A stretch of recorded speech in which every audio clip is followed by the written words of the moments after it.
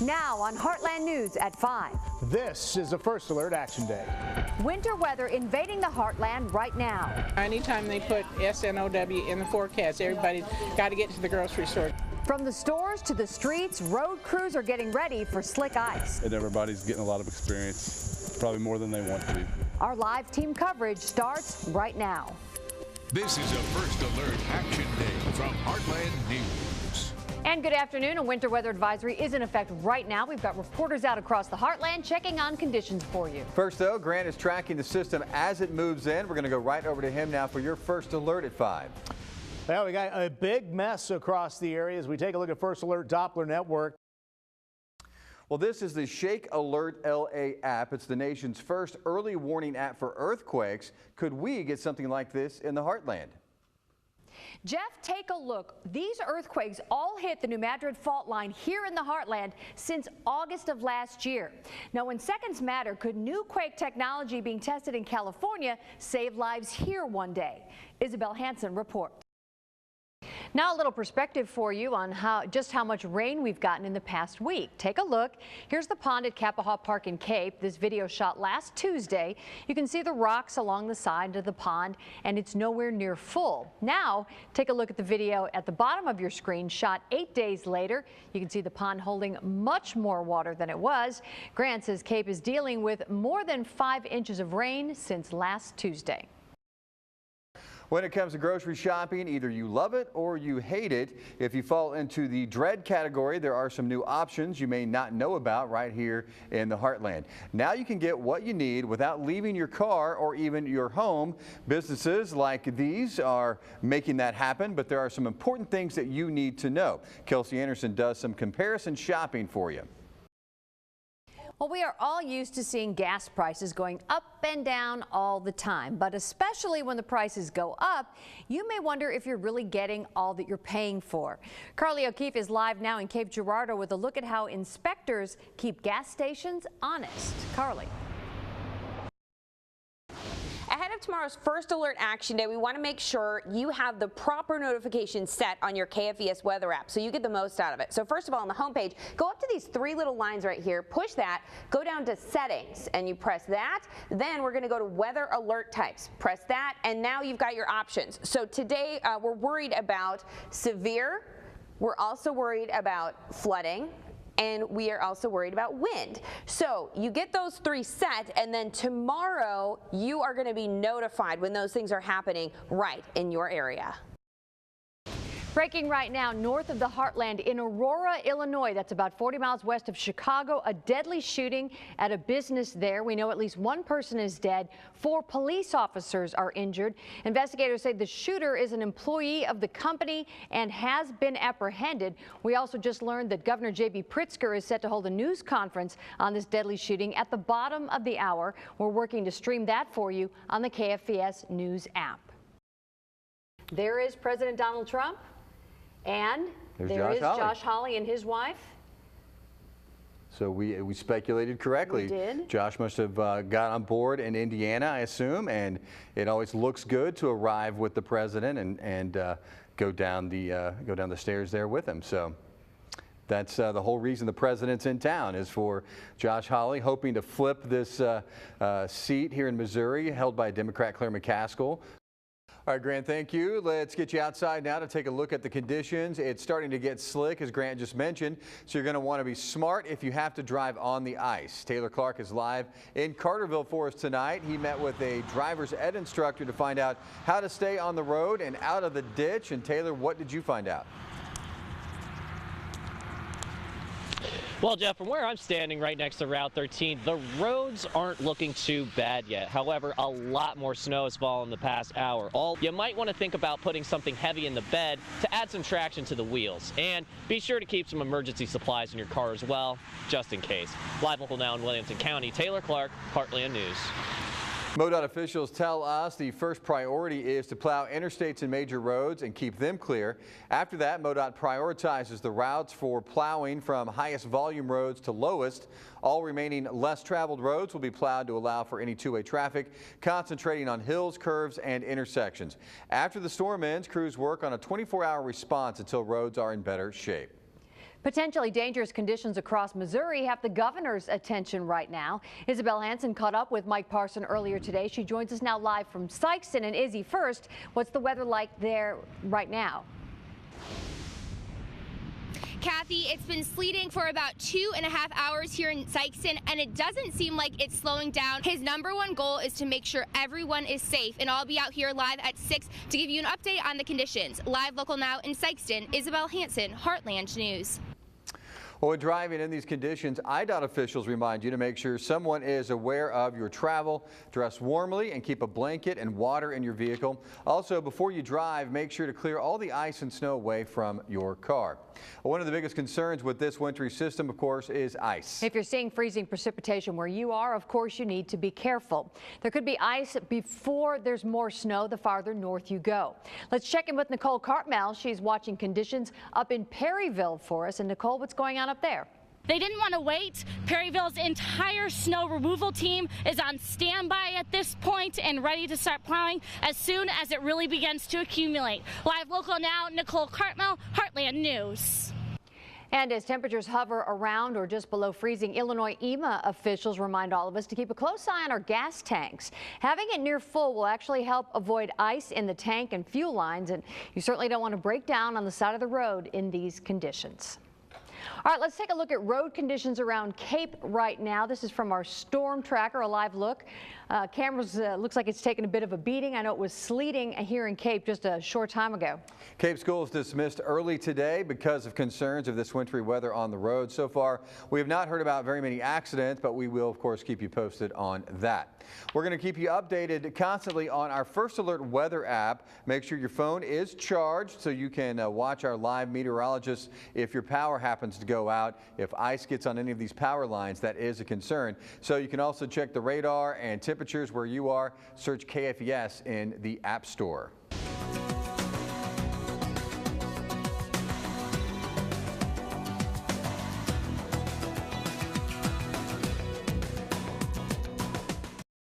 Now we have an entire team covering the president's rally in Southern Illinois. Carly O'Keefe is inside the hangar where Mr. Trump will speak shortly. Isabel Hansen is just outside where supporters waited for hours to get inside. And Taylor Clark is in the area set aside for protesters. This is just the latest rally the president is holding, one of many nationwide, highlighting just how important these midterm elections are. Again, Carly live inside with supporters getting ready to hear the president speak. And Carly, what are you seeing right now? Well, I'm seeing a very enthusiastic crowd, Kathy. This crowd has been, many of the people that you see behind me who are close to the stage have been here at 7 a.m. or earlier waiting for them to allow people to come in. And they were in a mile-long line and had to go through security, and they've been on their feet all day. Given that, and given Trump's earlier statements, I think we can expect to hear a somewhat somber tone from the president today, Kathy.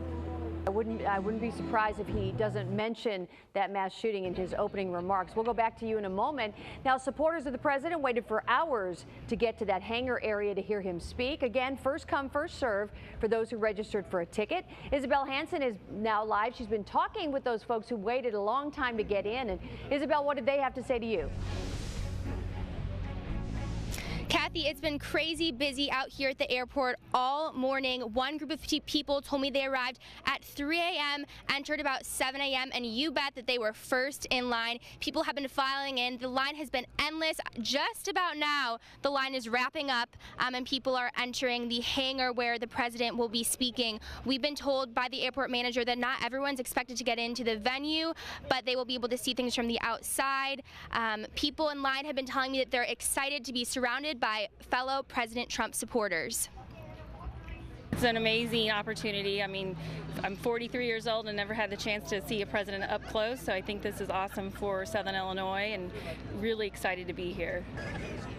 It's been full of energy in this line all day long. People have brought out coolers, food to keep them waiting for the president's speech. People have been sporting President Trump gear, some of it even homemade, and yelling and chanting, and it's been pretty busy today. Finally, here is the end of the line. People have been very excited. Right behind me is the hangar where President Trump will be speaking. I've been able to hear music and all of the excitement and action happening. So I'll be out here live at the airport for the rest of the day. Kathy, back to you.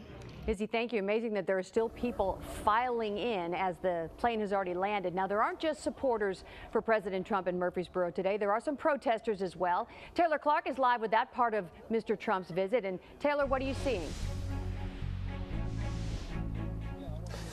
Well, Kathy, the president is here and the protesters are gone. This area right here is where they set aside for the protesters to have their voices heard. But that's kind of where the rest of the story goes. See, way over there, that's where the people in line for the rally were, and that was upsetting the protesters. They felt as though they were getting a message out there, but they weren't being heard. So that's when they actually left the demonstration area and started marching right next to the rally. And there were a few words exchanged on both sides, even a couple of physical altercations that I saw, but it didn't look like anybody got hurt. They eventually got pretty close to Hangar 6 where the rally is, and then they turned around to reconvene at the demonstration area. And from there, a few minutes before Air Force One touched down, the demonstrators left the area. But we're going to go ahead and take all the sound and the footage that we got from them to explain why they were here, and we're going to let you know those stories tonight on Heartland News. But for now, back to you, Kathy. All right, Taylor, thank you very much. Again, let's take a live look at the venue. And it appears as it's set up that the president will actually be outside of that hangar. And it looked like Carly and the media setup and much of the crowd was actually physically inside the hangar. Was also told that there'd be some jumbotrons out there so that everybody had a chance to see what was going on. And again, really kind of surprising that there were still people lined up coming into the airport property right now. The president's plane was expected to land at about 4:10, and he arrived at about 4:45 or so about a half hour late. And there are still people filing in order to see and hear the president. Let's go back to Carly. And Carly, give me an idea of the setup. I'm kind of surprised that the president would actually be physically outside of the hangar where the media and much of the crowd is physically inside. Yeah, let me kind of give you a rundown here, Kathy. So you can see where I'm on a press riser, and there are 3 rows here. In front, there is a sea of people, and then the stage. And where President Trump will actually be speaking is inside the hangar.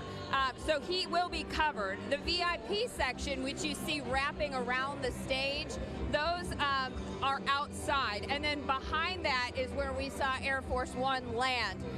And so there's kind of a catwalk, almost as if you would see models walking, that we've seen our representatives walking down and then coming up on the stage. It's a long run, and people every once in a while, you'll see all their heads looking that way because they see someone walking on that catwalk and they think, oh my gosh, here it comes. The president is about to be here. Unfortunately, to this moment, that has not happened yet.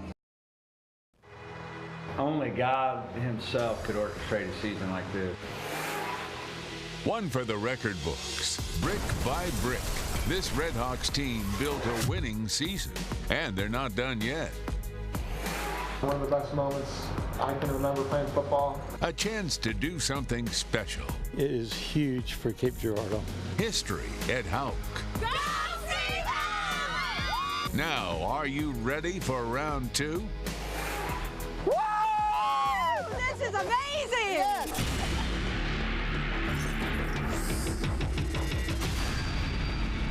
You're watching a special presentation from KFES 12.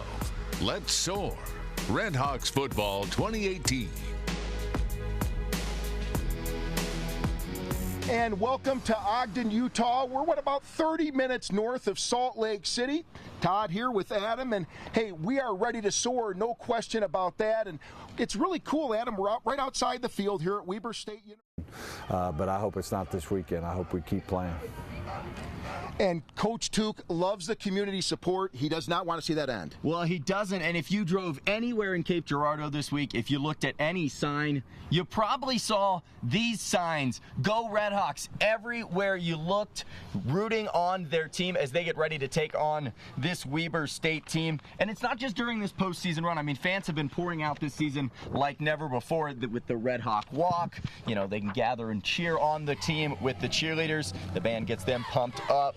School officials say it's all about making the game a great experience for everyone. It's been going on since 2014. Really, when you talk about SEMO, let's talk about on both sides of the ball. We're going to move ahead to talk about the Red Hawks, and I want you to begin. What do you say about the offensive side? Listen, Todd, we have been talking about this offense all year. From the very start of the season, it comes back to one man, in my opinion. His name's Daniel Santa Catarina. Now, you do have the OVC Offensive Player of the Year in Marquez Terry, and he has run all over defenses this year. But I always come back to Daniel Santa Catarina. He keeps plays alive with his feet. He keeps getting the job done. When you look at that defense, they know how to turn it over. They also lead the nation in interceptions. Zach Hall, the Defensive Player of the Year in the OVC, and they just got a ton going on with that defense. They make big plays, and that's how they win big games. Now, you know, Adam, I got something for you. We've talked a lot about SEMO, but who is this Weber State team? And that's somebody that we might want to introduce to the Heartland here, because not many people know about this Weber State team. So let's take a look at them. Google says Weber State in Ogden, Utah is about one. Hey, round two. And welcome back to Stewart Stadium at Weber State University, scene of the big game. The Red Hawks looking to pull another big win after they did it against Stony Brook, the high point of the season. Yeah, but the season did have its ups and downs, Todd. Let's go ahead and take a look back at those. The Red Hawks began the 2018 campaign on the road in Jonesboro, Arkansas against the Arkansas State Red Wolves after getting off to a good start. The team made school history with a 28-point third quarter to take the lead and the game. The final score, 28-14. Hey, you know, the weather in Utah is getting to us here, so let's hear from the former players on this special SEMO season. I like thinking I can speak on. The guy we're about to talk about has two teams, and he's had to work extra hard off the field and on the field to make it work. Isabel Hansen has the story. But we both make sacrifices and have to. So are you lucky enough? Are you flying out to Utah to watch the game? Well, if you are, let's take a look at the conditions. We're doing our best to stay dry out here, but I got to tell you, it is fun. And if you're trying to maybe warm up a little bit, there's a special individual that knows a thing or two about doing that grilling, that tailgating stuff. And guess who's joining them? Nicole Cartmel. On game day at the edge of Houck Stadium. For everyone involved and for the folks out here at Weber State University for helping us out, letting us use their facility, and of course, good luck, Red Hawks. Yeah, hey, you know, the weather found us here, though. It is snowing pretty bad, but we've got one thing left in store for this special. Todd, I know you can listen to the game on the app, but we got one more thing for you. Right, that's right, everybody. It's Tuke mic'd up. See you later. Have a good one. This was back when I was in the swing of things. How do you guys know what this song is? Disappointing news today for Heartland shoe lovers. Retailer Payless is reportedly set to file for bankruptcy later this month and close all of its stores. The report comes from Reuters, although Payless is not publicly commenting. According to that same report, there's a chance the company could find a buyer after declaring bankruptcy. Now, we have several Payless stores in the Heartland. There are 2 in Cape Girardeau, including 1 in West Park Mall. There's also a location in Poplar Bluff, and over in Southern Illinois, there's a Payless in Marion and at the University Mall in Carbondale.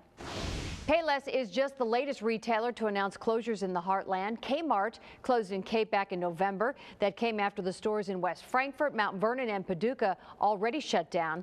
Toys R Us closed its locations in Cape Girardeau and Marion early last year, and the Sears store closed at the Marion Mall last year as well. As we mentioned earlier, Missouri Governor Mike Parson is in the Heartland today, spending some time touring classrooms and speaking with students in the Richland School District in Essex. The school district is a Blue Ribbon Award winner, which means having some incredible test scores that stack up well, not just statewide, but also nationwide. Coming up tonight on Heartland News at 6, you'll hear what Governor Parson had to say to students about this big honor.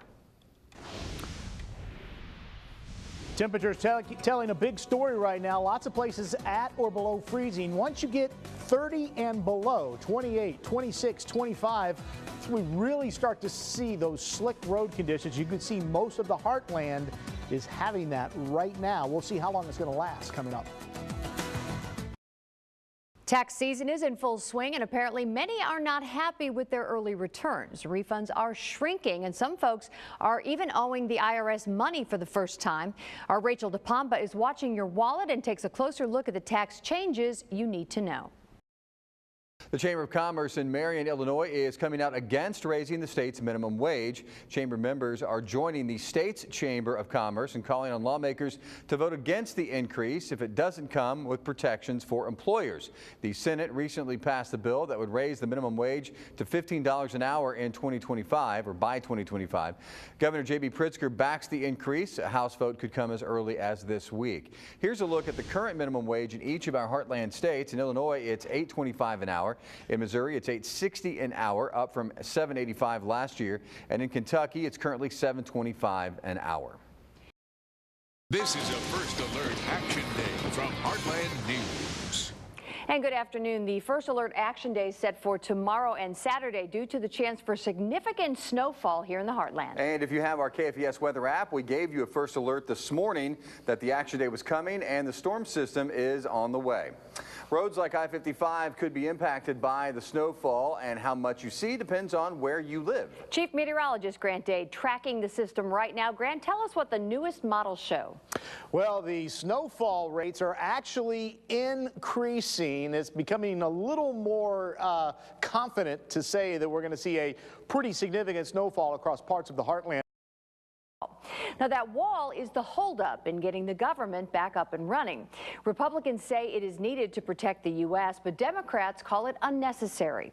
The inability to reach a compromise now has the U.S. in day 20 of that government shutdown, and Americans are hurting. The latest now from Nicole Killian. KFES 12 presents Heartland News coverage of President Trump's visit to the Heartland. Good evening. Welcome to our live coverage of President Trump's visit to Cape Girardeau, his second trip to the Heartland in 9 days. As you can see, another big turnout, this time at the Show Me Center. The president here for his final rally ahead of tomorrow's midterm elections. Yeah, one of the biggest races nationwide. This is a live look at the Show Me Center tonight, where they are at capacity. 7,500 people waiting for the president, and as he, of course, stumping for Josh Hawley, hoping to unseat Democrat incumbent Claire McCaskill. Hawley is currently the state attorney general of Missouri. Yes, some big names at the rally tonight, including Cape Girardeau native Rush Limbaugh. Fox News commentator Sean Hannity is in Cape Girardeau. Don't know if we will see him at the Show Me Center or not. And country singer Lee Greenwood. Greenwood is going to perform his song God Bless the USA live as the president walks out to greet this crowd at the Show Me Center. All right, so we do have some video we want to show you. Here's Air Force One as it arrived at the Cape Girardeau Regional Airport. This was just about, what, 20 minutes ago or so? Yes. As this is the smaller Air Force One as it touches down, and for the, I believe, fourth time, a sitting president of the United States at that moment is in Cape Girardeau. Yes, and he arrived about 20 minutes late, which, again, this being the third campaign stop of the day, was actually pretty impressive. You see the stairs being led up to the door. It took a few minutes for this to get situated and for us to see President Trump coming down the stairs along with Josh Hawley, the Republican Missouri Senate candidate who flew from Indiana to Cape Girardeau with the president. Here is video of the Beast, the presidential limo, as it arrived at the Show Me Center. This was just probably about 5 minutes ago. The presidential motorcade again leaving the Cape Girardeau Regional Airport and headed to the Show Me Center for that crowd. As we told you, capacity 7,500 people or so. This is the last stop for the president today. He was in Cleveland, Ohio this afternoon. He was in Indiana as well, and then after Indiana, he arrived here in Cape Girardeau Girardeau with Josh Hawley. We assume that Hawley must have gotten on the plane in Indiana and then flew with the president here to Cape Girardeau. Right, and now what we don't know, the president was actually expected to be taking the stage to speak in about 30 seconds. We don't believe that's going to happen. What we do wonder, though, is if Josh Hawley will address the crowd first. We also have not seen Rush Limbaugh yet at the rally. We don't know if he'll be addressing the crowd also before President Trump takes the stage. At the rally in Indiana, Ivanka Trump, who we saw get off of the Air Force One as well, she spoke to the crowd too. So we really don't know what the format is. They didn't let us know. But as you can see, everybody seems to be looking over to their left, which may be an indication that something's about to happen. Kathy, you always know what you're going to pay for a gallon of gas. It's right on the sign as you pull in the gas station. But people like you and I, we can't really tell what's actually going in the tank. So many of us are left wondering, am I really getting what I paid for? Have you ever wondered, are you actually getting a gallon? Every time I pick up the pump, I do. As gas prices go up, drivers can't help but be suspicious. You know, you have to go ahead and pull a nozzle out, but it's still dripping. So I'm thinking, am I not getting that gas? Is that gas that's not going in? Am I getting what I should? Am I shorted a little? But how can you know for sure? I really don't know, but I do wonder. Yeah, well, there's a lady right here who it's her job to go around and test all the pumps. She goes to 5 or 6,000 a year. Yes. Yeah. Really? To make sure, and she tests every single one. That's Illinois Bureau of Weights and Measures Inspector Julie Reifschneider's job. She keeps the pumps honest. Once a year, the Illinois Department of Agriculture Bureau of Weights and Measures has to inspect both the labeling and the accuracy of the gas pumps. Reifschneider conducts surprise inspections on every pump at every gas station to make sure that both the business and the consumer are getting what they pay for. Each pump is held to a very small margin of error. I'm testing on a 5-gallon test measure, so that's really small tolerance. Sometimes calibrations are off and pumps are marked out of tolerance, but it's not as often as you may think. I'm sure it's never to our advantage. I'm sure it's never calibrated the wrong direction. I'm sure of that. Actually, Reifschneider says sometimes pumps do work in the driver's favor. It's about half and half, and just wear and tear on the device, naturally it just starts drifting over. All 3 pumps are within tolerance, certified for another year. Inspectors' results are compiled in a weights and measures report that's available online. So I broke down the numbers. Of 4,196 gas pumps in our 15 southern Illinois counties, inspectors found only 57 pumps were out of tolerance.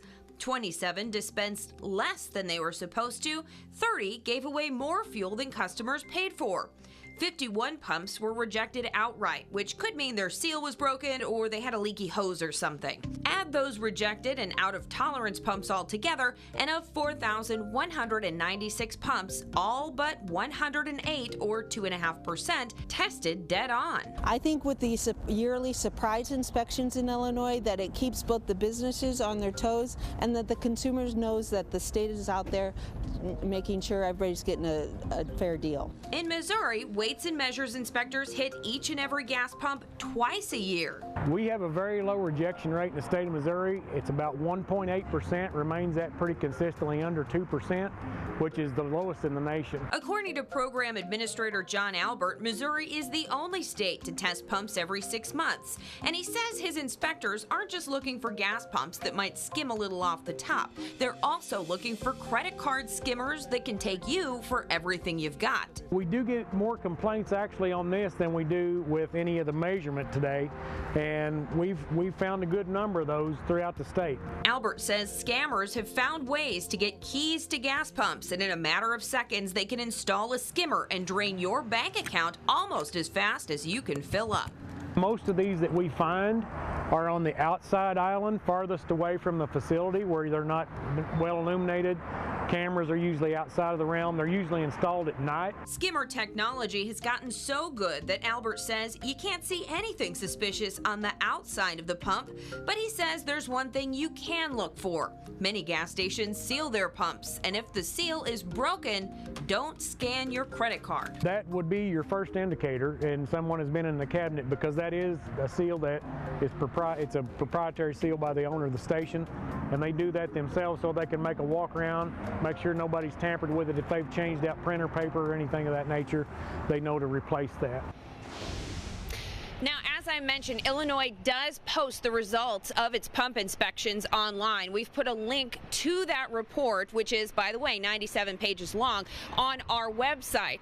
We've also gone ahead and made it a little easier for you and cropped out just the 15 counties in southern Illinois that we looked at. That is also on our website so that you can look at gas stations in your hometown and see how they stacked up. Missouri does not list its report results online. We have requested those numbers. So far, we have not gotten them, but if and when we do, we'll post those online as well.